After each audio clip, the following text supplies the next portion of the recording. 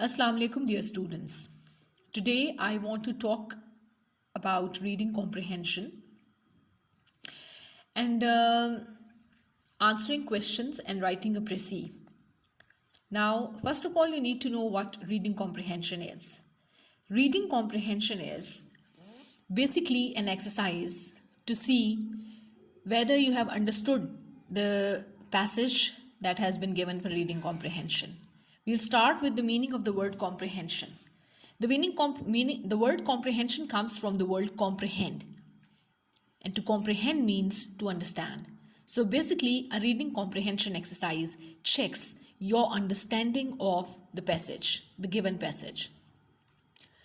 The answers, the questions given at the end of the passage and the question about précis basically checks whether you have understood the given passage or not.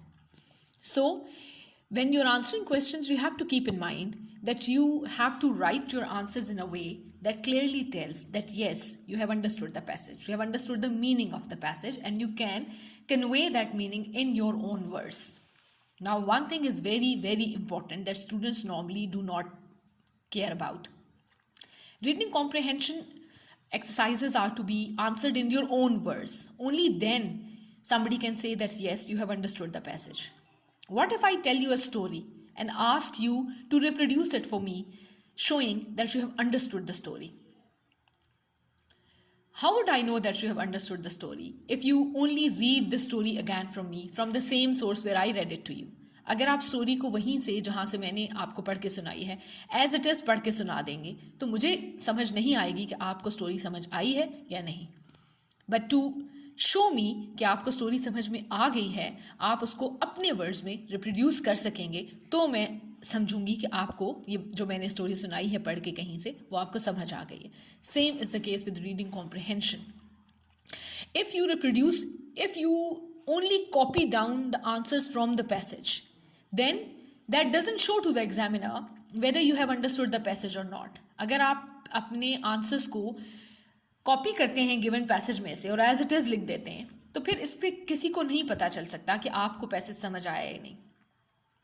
Examiner के ये जानने के लिए कि आपको passage समझ में आया है, it is important that you answer the given questions on the passage in your own words. When you answer the questions in your own words, while you keep the meaning same, it is then that an examiner knows that you have understood the passage. Now, I will tell you how to do it. First of all, keep this in mind that when you are answering questions on a given passage, you need to understand the passage in isolation. I mean not with regard to the questions. आप सबसे बड़ी गलती ये करते हैं कि आप passage को एक दफ़ा देखते हैं, उसके बाद क्वेश्चंस को पढ़ते हैं, उनके आंसर्स पैसेज में से ढूंढ के मार्क करते हैं और उन आंसर्स को लिख देते हैं. No, you need to understand the passage in isolation, बगैर ये सोचे हुए कि क्या इसके नीचे सवाल हैं या नहीं हैं और कौन से सवाल हैं. सबसे पहला काम रीडिंग कॉम्प्रिहेंशन में होता है पैसेज को read it as many times as it is necessary for you to understand the meaning of the passage. सबसे पहली बात ये होती है कि आप पैसेज को इतनी दफ़ा पढ़ें, एक दफ़ा, दो दफ़ा, तीन दफ़ा, कि आपको उसका पूरा का पूरे पैसेज का सारा मीनिंग क्लियरली आपको समझ में आ जाए. This is very important. उस वक्त आपने ये नहीं देखना कि इस पर क्या क्वेश्चंस हैं, क्या क्वेश्चंस नहीं हैं. आपका पहला काम है पैसेज को अंडरस्टैंड करना, पैसेज के मीनिंग को अंडरस्टैंड करना और ये देखना कि पैसेज में क्या कहा जा रहा है. Now, what is the first step of doing this exercise? The first step of doing this exercise is that you read the passage. I repeat, you read the passage independently without thinking what questions have been asked. You read the passage once, twice, thrice. मेरा ख्याल है 3 दफ़ा से ज़्यादा आपको passage पढ़ने की ज़रूरत नहीं होगी. Just try to understand the passage. There may be some words that you do not understand. There may be a sentence or two here and there that you do not make sense of. But you can always gather the meaning of those words and the sense of those sentences through the context. आपने जो इर्द गिर्द पढ़ी है सारे पूरा passage जो आपने पढ़ा है उसमें अगर एक दो जुमलों का आपको नहीं भी समझ आया तो भी you can always make out अगर आपको बाकी का पैसेज समझ आ गया है. So first of all, you have to understand what the passage says without giving any attention to the questions that are appended to it. This is the first step. Second step is that you read the questions given at the end. ये दूसरा step है कि आप questions पढ़ेंगे जो जो passage के ऊपर दिए गए हैं, फिर उन क्वेश्चंस को अंडरस्टैंड करें that what is it that they are asking you. After you have read the questions, उसके बाद आपका you will go back to the passage. This time you will have a pen in hand और a pencil in hand, and what you will do is that you once you have read all the questions, now you know what specific information from the passage has been asked in the questions. First you try to get a general understanding of the passage without thinking कि इसके ऊपर क्या questions है. Now you have read the questions. Once you've read the questions, you will what will you do? You will go back to the passage and read it once more. Now when you will read it, it will be a different reading. Why? Because this time your mind, your brain will pick up answers for the questions because you already know what questions have been asked on the passage. So this time when you will read, automatically your brain will try to focus those areas where the answers are. यहाँ पर एक बात मैं आपको बहुत clearly बता दूं कि क्वेश्चंस के जो आंसर्स होते हैं ज़रूरी नहीं है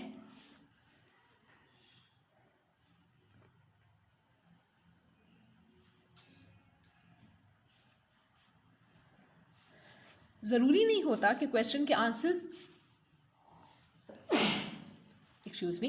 ज़रूरी नहीं होता कि क्वेश्चंस के आंसर्स हमेशा एक ही जगह पर हो सकता है कि किसी क्वेश्चन का आंसर अगर किसी क्वेश्चन का आंसर इस तरह आया है कि पहली 2 लाइंस में और आखिर की 3 लाइंस में उसका आंसर है, तो ये भी हो सकता है. इट इज़न्ट कि हमेशा आंसर्स एक ही जगह पर मौजूद होंगे एक सवाल के जवाब. दूसरी बात, ये भी ज़रूरी नहीं होता कि सवालों के जवाब एक सीक्वेंस में हो कि पहले सवाल का जवाब सबसे पहले वाले पार्ट में होगा, दूसरे का जवाब अगले वाले पार्ट में होगा. ऐसा भी होना ज़रूरी नहीं है.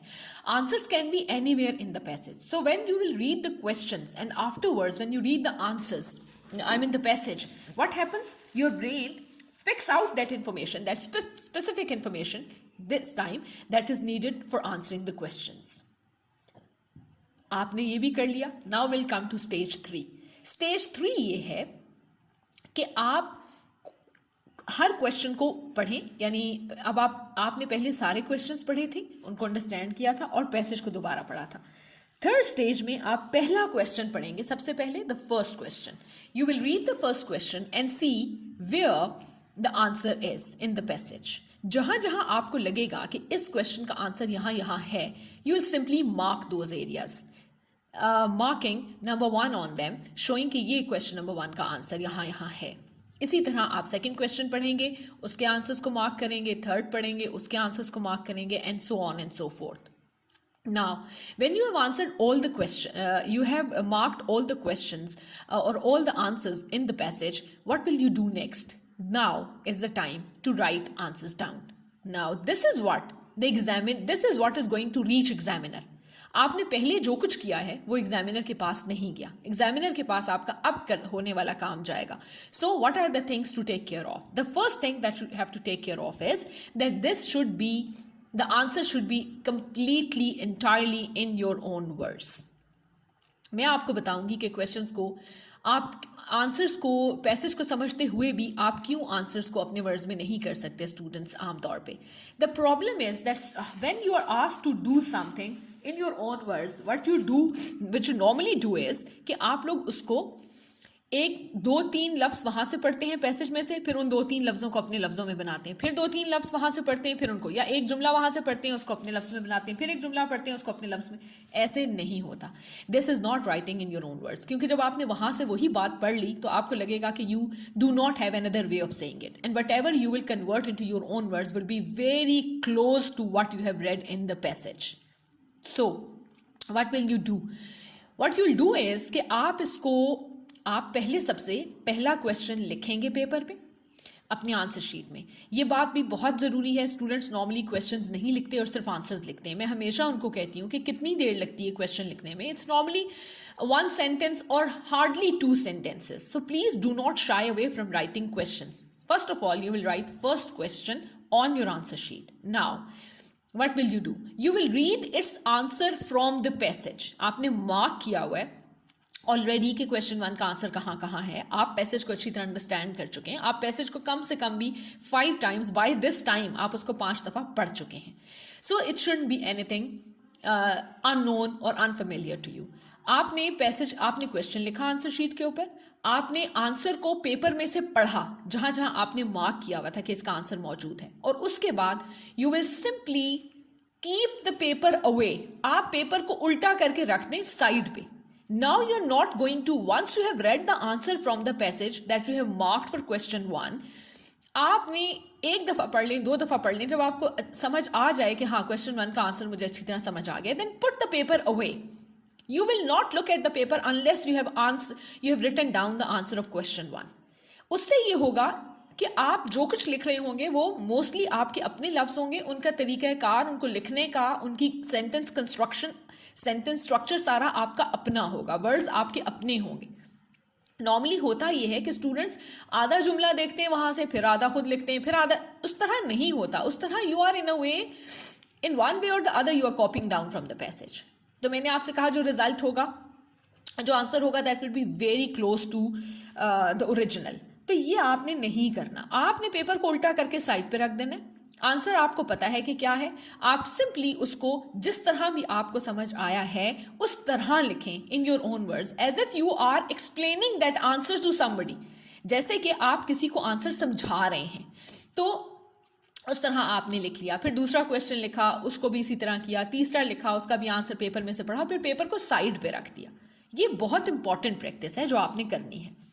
इस तरह आपने उन तमाम क्वेश्चंस को आंसर कर लिया जो पैसेज में से आए थे. एक क्वेश्चन जो है अक्सर होता है उसका प्रेसी एंड टाइटल. इस पे मैं आपको एक सेपरेट वीडियो आपके लिए बनाऊंगी. इसी वीडियो का पार्ट 2 होगा. अभी जो मैं आपको एक और बात बताने जा रही हूँ कि समटाइम्स वो क्या करते हैं एग्जामिनर, पेपर सेटर्स, कि आपको एक क्वेश्चन ऐसा दे देते हैं कि इन the passage they have, in the given passage, they have sometimes underlined certain words and they want you to give meanings of those words. अब ये याद रखें कि मीनिंग 2 टाइप्स के होते हैं. there are always 2 types of meaning to every word that is there in the world. एक meaning होता है उसका लिटरल मीनिंग, उसको हम कहते हैं, या उसको हम डिक्शनरी मीनिंग कहते हैं. Now the dictionary meaning is what the dictionary says about that word. For example, if you look at the word chair in a dictionary, तो आपको चेयर के मतलब मिलेंगे कि it's something close to this, कि एक stool with 4 legs, sometimes with 2 arm rests and people sit at it. ये इसके डिक्शनरी मीनिंग है. बट देन सिमिलरली अगर आपको वर्ड रोज दिया जाए तो उसमें डिक्शनरी में रोज के मीनिंग ये होंगे, it is a flower which comes in these colours, इसके पेटल्स कैसे होते हैं, डिस्क्राइब किया गया होगा. तो ये तो उसके डिक्शनरी मीनिंग हो गए. एक मीनिंग होते हैं हर लफ्ज़ के in the context, contextual meaning, कि वो जिस जगह पर लिखा हुआ है, जिस पैसेज, जिस ऐसे में लिखा हुआ है, जिस कहानी में लिखा हुआ है, वहाँ उससे क्या मतलब लिया गया है. Sometimes the dictionary meaning and the meanings in the passage, the contextual meaning, are very different. For example, अगर यही word rose आपको passage में इस तरह आया है that his mother thought that he was her rose. तो अब यहाँ पर वो रोज के और आपको रोज को अंडरलाइन किया हुआ है कि इसकी मीनिंग्स बताएं, तो डिक्शनरी मीनिंग तो इसके फ्लावर वाले ही होंगे, लेकिन इसका कॉन्टेक्चुअल मीनिंग ये होगा that sun is a source of beauty, is a source of love, is a source of all that is good in her life.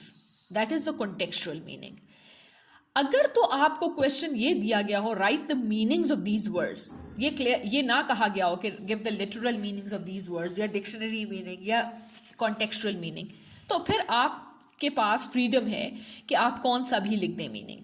आप चाहें तो डिक्शनरी मीनिंग लिख दें, चाहे तो कॉन्टेक्चुअल मीनिंग लिख दें, लेकिन फिर आपको क्लियर करना पड़ेगा कि आप कौन सा मीनिंग लिख रहे हैं. फॉर एग्जाम्पल, अगर यही वर्ड रोज अंडरलाइन हुआ हुआ है और आप देख रहे हैं कि डिक्शनरी मीनिंग कुछ और कहते हैं जबकि कॉन्टेक्चुअल मीनिंग कुछ और कहते हैं, और आपको दोनों आते हैं, then you will have to write कि the word rose, the dictionary meaning of word rose are these. It is a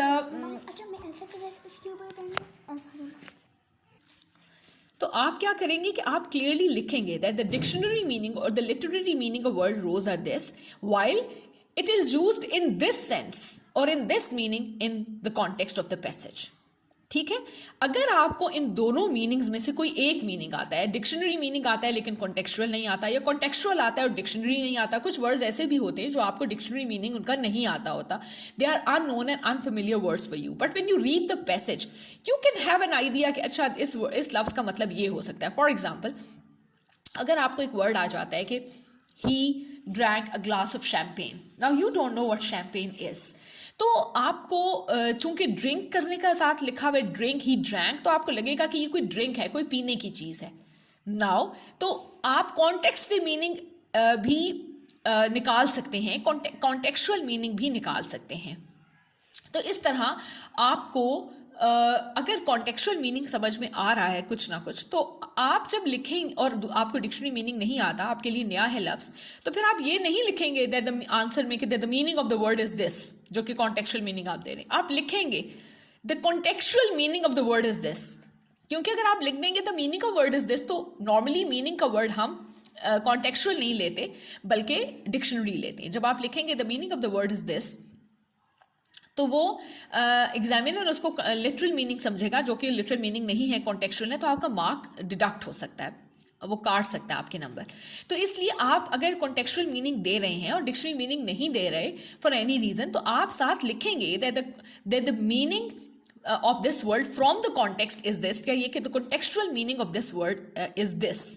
तो इस तरह आपका जो एग्जामिनर है उसको पता होगा that you are giving the contextual meaning, and contextual meaning अगर क्लोज भी हो, 100% ठीक ना भी हो, अगर क्लोज टू आंसर है तो वो उसको करेक्ट कंसिडर कर लेंगे आपके एग्जामिनर्स। लेकिन अगर आप मीनिंग का वर्ड लिखेंगे कि the meaning of this word is this, और दे आप डिक्शनरी मीनिंग नहीं रहे बल्कि कॉन्टेक्चुअल दे रहे हैं, तो वो जो डिफरेंस होगा कॉन्टेक्चुअल और डिक्शनरी मीनिंग में, उसको वो मार्क्स डिडक्ट कर सकते हैं आपका। तो इसलिए आपने कॉन्टेक्चुअल का वर्ड साथ लिखना है if you are giving contextual meaning. If you know meanings, both kind of meanings of a word, देखिए दो काइंड से मीनिंग, अगर आपको दोनों आते हैं कॉन्टेक्चुअल भी और लिटरल भी, तो फिर आप दोनों को अलग अलग लिख दें। अगर आपको सिर्फ कॉन्टेक्चुअल आता है तो लिखते वक्त साथ लिखेंगे ये कॉन्टेक्चुअल मीनिंग है, लेकिन फिर उस सूरत में आप ये नहीं लिखेंगे that I don't know the dictionary meaning and the contextual meaning are this. No, you will simply write that the contextual meaning of the word is this.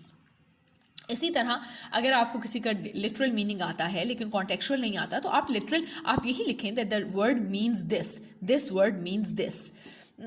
So this is how you will go about it. ठीक है, तो इन चीज़ों को आपने इसी तरह से करना है, सारे क्वेश्चंस को। I have told you step by step process how to go about doing comprehension passage. In another video, in the next video, a part 2 to this video, I will tell you what are the rules of writing a précis and of giving a title to the passage. Till then, thank you very much.